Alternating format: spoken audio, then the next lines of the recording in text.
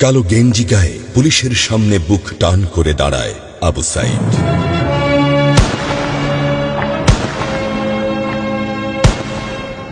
Police তাকে রক্ষা করার বদলে গুলি করে। ঠাস ঠুস কয়েকটা গুলির মধ্যে একটা গুলি লাগে তার কোমরে। খানিকটা ভাঁজ হয়ে যায় শরীর। সম্ভবত সে বুঝতে পারে নাই। ঘাড় ঘুরিয়ে কোমর দেখার চেষ্টা করে একবার, তারপর আবার আগের মতো আবার দুই হাত প্রসারিত করে সিনা টান করে দাঁড়ায়।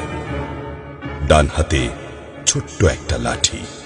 বিশ্ববিদ্যালয়ের প্রধান ফটকের পাশে বেশ কয়েকজন পুলিশ, হাতে রাইফেল, রাইফেলের তাজা গুলি, আবারও গুলির শব্দ। পরে গুলিটা কোথায় লাগলো বোঝা গেল না। তবে আবু সাইদ টলছে। পড়বে পড়বে ভাব, কিন্তু সে সোজা হয়ে দাঁড়ানোর চেষ্টা করছে। গুলি খাওয়ার আগে ফেসবুকে তার শেষ পোস্ট ছিল, যতদিন বেঁচে আছেন মেরুদণ্ড নিয়ে বাঁচুন। সেজন্যই হয়তো গুলি খাওয়ার পরও সোজা হয়ে দাঁড়াতে চাইছিল, কিন্তু পারছিল না। আবু সাইদের মেরুদণ্ড সোজা থাকলেও শরীরটা মাটির দিকে ক্রমশ ঝুলে পড়ছিল। সবুজ জামা পরা বন্ধু এগিয়ে আসে, পুলিশের গুলির ভয় ডর পাশে রেখে আবু সাইদকে ধরে। আরো দু একজন আসে, আবু সাইদকে হাসপাতালে নিতে হবে। আবু সাইদ হাঁটতে পারছে না, শরীর ছেড়ে দিচ্ছে। 4-5 জন হাত পা ধরে শূন্যে তোলে। আবু সাইদ ঝুলছে আর রক্ত পড়ছে টপ টপ টপ। যে আবু সাইদ কিছুক্ষণ আগেও বুক চিতিয়ে দাঁড়িয়ে কোটা সংস্কার আন্দোলনে নেতৃত্ব দিচ্ছিল, সে এখন শূন্যে ঝুলছে, যেভাবে ঝুলছে মেধাবীদের ভাগ্য। রাত 10টার আগেই বাড়িতে যাওয়ার কথা ছিল আবু সাইদের। মা অপেক্ষা করছে, বোন অপেক্ষা করছে। তখনও তারা জানে না আবু সাইদের মৃত্যু সার্টিফিকেট লিখছে কর্তব্যরত ডাক্তার।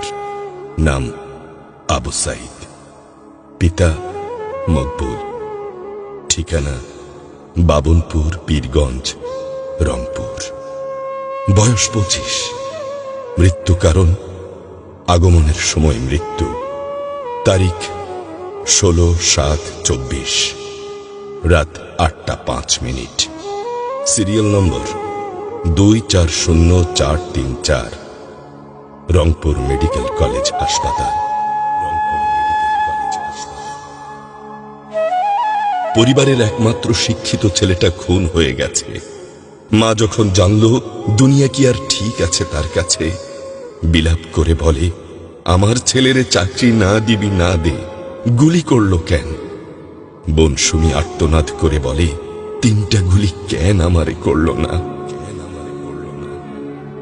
আবু সাইদ ফেসবুকে আরো লিখেছিল, যদি আজ শহীদ হই তবে আমার নিথর দেহটা রাজপথে ফেলে রাখবেন। ছাত্র সমাজ যখন বিজয় মিছিল নিয়ে ঘরে ফিরবে, তখন আমাকেও বিজয়ী ঘোষণা করে দাফন করবেন। একজন পরাজিতের লাশ কখনো তার মা বাবা গ্রহণ করবে না।